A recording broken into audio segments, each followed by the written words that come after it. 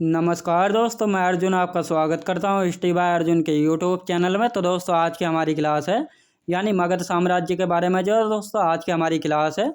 तो दोस्तों वीडियो को अंत तक जरूर देखना ताकि सभी क्वेश्चन जो है आपको आसानी से याद हो जाएं। साथ ही दोस्तों अगर आप हमारे चैनल पर पहली बार आएँ तो हमारे चैनल को भी सब्सक्राइब कर लीजिएगा, साथ ही बेल आइकन को प्रेस कर लीजिएगा ताकि हमारे आने वाले वीडियो का नोटिफिकेशन जो है आप तक पहुँचता रहे। तो चलिए दोस्तों वीडियो को स्टार्ट करते हैं।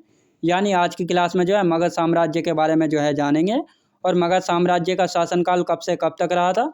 544 बीसी से लेकर 185 बीसी तक जो है मगध साम्राज्य का शासनकाल जो है दोस्तों रहा था। मगध साम्राज्य में जो है चार वंश हुए हैं जिन्होंने जो है मगध साम्राज्य पर जो है शासन किया था। मगध साम्राज्य दोस्तों मगध साम्राज्य यानी मगध जो है सबसे शक्तिशाली महाजनपद रहा है। मगध की वर्तमान स्थिति की बात की जाए तो पूर्वी उत्तर प्रदेश व बिहार और पश्चिम बंगाल में जो है मगध साम्राज्य की जो है वर्तमान स्थिति है। याद रखें दोस्तों मगध साम्राज्य का उत्कर्ष जो है 6ठी शताब्दी ईसा पूर्व जो है माना जाता है। यानी मगध साम्राज्य का जो उत्कर्ष है वह 6ठी शताब्दी ईसा पूर्व जो है माना जाता है। मगध साम्राज्य का शासनकाल जो है 544 बीसी से लेकर 185 बीसी तक जो है माना जाता है। अब मगध साम्राज्य पर जो है शासन करने वाले वंश यानी मगध साम्राज्य पर जो है कितने वंशों ने जो है शासन किया था। मगध साम्राज्य पर जो है 4 वंशों ने जो है शासन किया था। तो ये 4 वंश कौन कौन से हैं? हर्यक वंश, शिशुनाग वंश, नंद वंश और मौर्य वंश। तो ये 4 वंश हैं जिन्होंने जो है मगध साम्राज्य पर जो है दोस्तों शासन किया था। अब सबसे पहले हम पढ़ेंगे हर्यक वंश के बारे में। यानी प्राचीन मगध साम्राज्य के संस्थापक कौन थे? बृहद्रथ थे और यह जो है महाभारत कालीन थे। याद रखें तो यह जो है महाभारत कालीन थे। इनका पुत्र था जरासंध, इनका पुत्र था और राजधानी क्या थी इनकी? गिरिब्रज जो है इनकी राजधानी थी। याद रखेंगे। मगध साम्राज्य का पहला उल्लेख कहाँ से मिलता है दोस्तों? जो मगध साम्राज्य है इसका पहला उल्लेख जो है कहाँ से मिलता है? तो इसका पहला उल्लेख अथर्ववेद से जो है मिलता है। कहाँ से दोस्तों? अथर्ववेद से जो है मगध साम्राज्य का पहला उल्लेख जो है मिलता है। अब दोस्तों सबसे पहला वंश देखते हैं यानी हर्यक वंश के बारे में जो है जानते हैं। हर्यक वंश का शासनकाल जो है कब से कब तक रहा था? 544 बीसी से लेकर 412 बीसी तक जो है हर्यक वंश का शासनकाल जो है रहा था। हर्यक वंश के संस्थापक कौन थे दोस्तों? हर्यक वंश के संस्थापक थे बिंबिसार जो कि 544 बीसी से लेकर 492 बीसी तक जो है रहा था बिंबिसार का शासनकाल। इनके अन्य नाम क्या है? शिरणोक। यानी दोस्तों शिरणोक नाम से भी जो है जाना जाता था बिंबिसार को। भारत के इतिहास का जो है सबसे बड़ा शासनकाल रहा यानी 52 वर्षों तक जो है शासनकाल रहा है। किसका? बिंबिसार का। और भारत के इतिहास का जो है सबसे बड़ा शासनकाल किसका रहा है? तो यह रहा दोस्तों बिंबिसार का। याद रखेंगे यानी 52 वर्षों का। अब बिंबिसार ने जो है अंग महाजनपद को जो है जीता और वहाँ अपने पुत्र अजातशत्रु को जो है उपराजा बनाया। यानी बिंबिसार ने जो है अंग महाजनपद को जो है जीता और उसके बाद जो है अपने पुत्र अजातशत्रु को जो है वहाँ का उपराजा जो है बनाया था। याद रखेंगे। अब बिंबिसार ने जो है राज्य विस्तृत के लिए दोस्तों बिंबिसार ने जो है राज्य विस्तार के लिए जो है करने के लिए जो है विवाह संबंधों का जो है सहारा लिया था। याद रखेंगे। बिंबिसार ने जो है अपना राज्य विस्तार करने के लिए जो है किसका सहारा लिया था? तो विवाह संबंधों का जो है सहारा लिया था।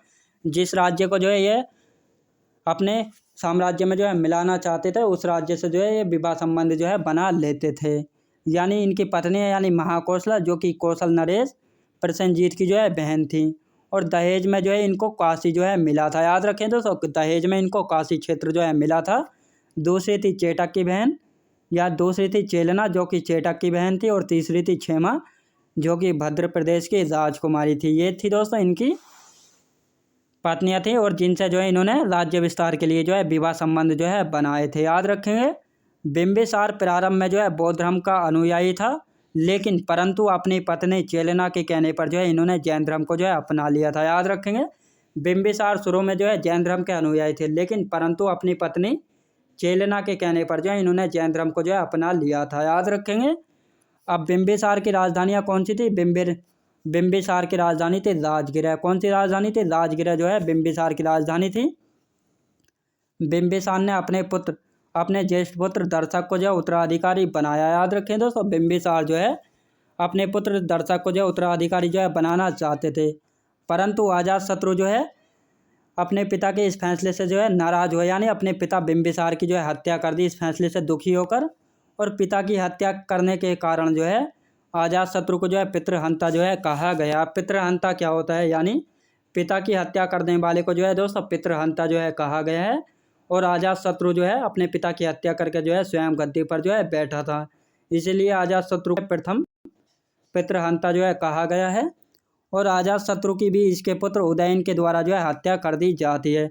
आगे चलकर दोस्तों अजातशत्रु का पुत्र होगा उदयन, और यह भी जो है अपने पिता अजातशत्रु की हत्या करके जो है स्वयं गद्दी पर बैठेगा, इसलिए उदयन को जो है दोस्तों द्वितीय पितृहंता जो है कहा गया है। इस प्रकार हर्यक वंश को जो है पितृहंता वंश जो है कहा गया, यानी पिता की हत्या करने वाला वंश जो है कहा गया है। याद रखें दोस्तों। अब आता है बिंबिसार के बाद कौन आता है, बिंबिसार के बाद आता है दोस्तों अजातशत्रु। कौन आता है दोस्तों, अजातशत्रु आता है बिंबिसार के बाद।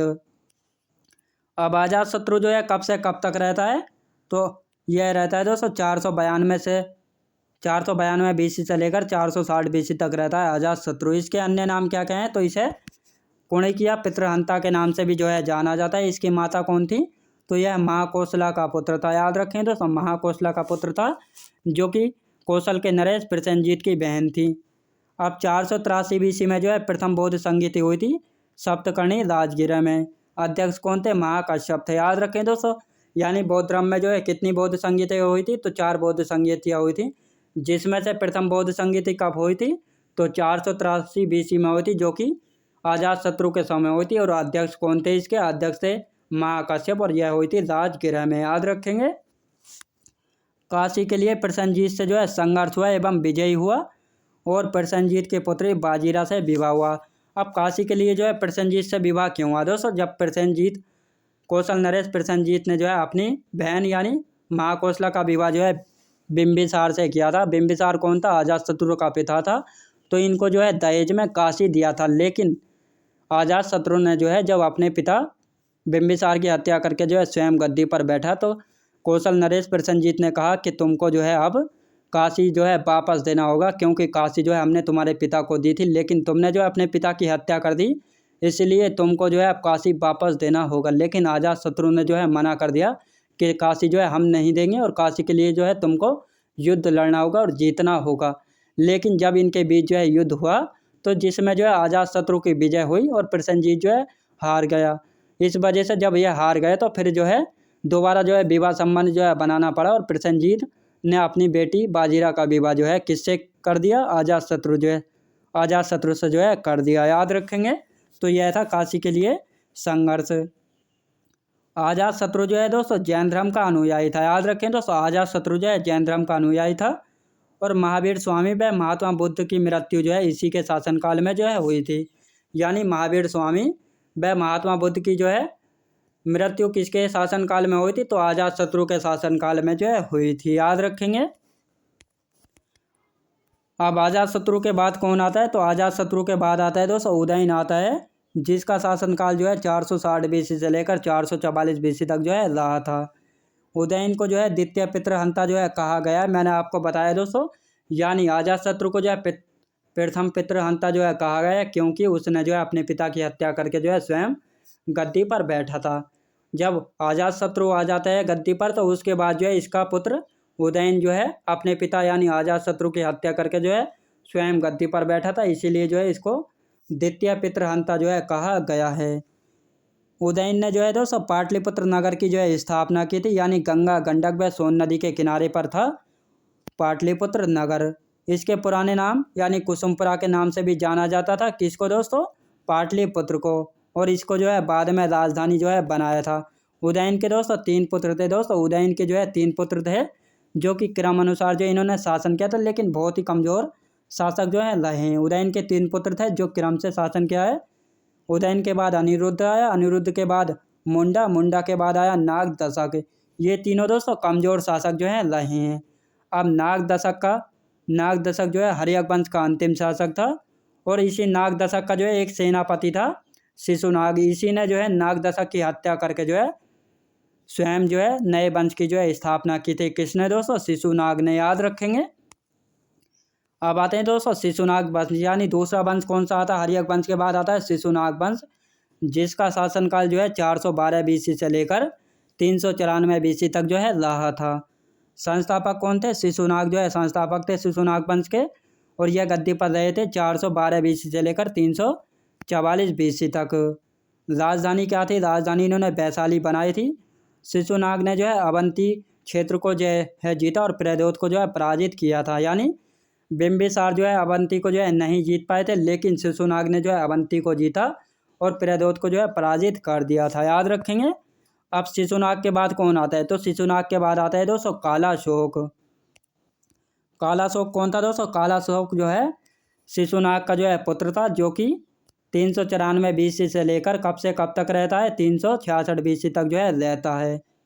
यह द्वितीय बौद्ध संधि थी दोस्तों। कालाशोक के समय जो है 383 BC में यह हुई थी वैशाली में, और साबका मीर इसके अध्यक्ष थे। कालाशोक ने जो है पुनः पाटलिपुत्र को जो है अपनी राजधानी बनाया था। याद रखें दोस्तों, कालाशोक ने जो है दोबारा अपनी राजधानी किसको बनाया था? पाटलिपुत्र को जो है बनाया था। इसके 10 पुत्रों में से जो है एक नंदीवर्धन ने जो है, कालाशोक के जो है दोस्तों 10 पुत्र हुए थे, जिनमें से एक पुत्र नंदीवर्धन जो है अंतिम शासक जो है हुआ है। और नंदीवर्धन की हत्या जो है महापरमनंद ने जो है छुरा भोंक कर जो है कर दी थी। महापरमनंद ने जो है नए वंश नंद वंश की जो है स्थापना की थी। याद रखेंगे। अब आते हैं दोस्तों तीसरा वंश आते हैं। कौन सा तीसरा वंश कौन सा है? तो नंद वंश जो है तीसरा वंश हो जाता है, जिसका शासनकाल जो है 344 BC से लेकर 323 BC तक जो है रहता। संस्थापक कौन थे इसके? महापरमनंद थे। अन्य नाम क्या क्या है दोस्तों? उग्रसेन, एकराट, सर्वछांतक, परशुराम का दूसरा अवतार। और इनके समकालीन कौन थे? पाणिनि जो है इन्हीं के समकालीन थे, जो कि प्रथम वैयाकरण थे। याद रखें दोस्तों, प्रथम वैयाकरण थे, यानी व्याकरण का अध्ययन करने वाले प्रथम व्यक्ति थे, जिनकी पुस्तक कौन सी? अष्टाध्यायी जो है इन्हीं पाणिनि की जो है पुस्तक है। याद रखेंगे। अब महापरमनंद के बाद कौन आता है? घनानंद यानी नंदराज जो है आता है। याद रखेंगे। घनानंद यानी नंदराज, इसे जो है अग्रमीज नाम से भी जो है जाना जाता है, क्योंकि यह जो है बहुत ही बदतमीज शासक रहा है। और सिकंदर का आक्रमण जो है इसी घनानंद के समय जो है होता है। 326 BC में जो है सिकंदर का आक्रमण इसी के समय जो है हुआ था। याद रखेंगे दोस्तों, किसके समय? घनानंद के समय जो है हुआ था। याद रखेंगे। तो दोस्तों मैं उम्मीद करता हूँ आपको वीडियो क्वालिटी कंटेंट वगैरह सभी कुछ आपको पसंद आया होगा। पसंद आया हो तो लाइक शेयर और सब्सक्राइब करना बिल्कुल भी ना भूले। साथ ही दोस्तों अगर आप हमारे चैनल पर पहली बार आए तो हमारे चैनल को भी सब्सक्राइब कर लीजिएगा, साथ ही बेल आइकन को प्रेस कर लीजिएगा, ताकि हमारे आने वाले वीडियो का नोटिफिकेशन जो है आप तक पहुंचता रहे। चलिए दोस्तों मिलते हैं नेक्स्ट वीडियोज़ में।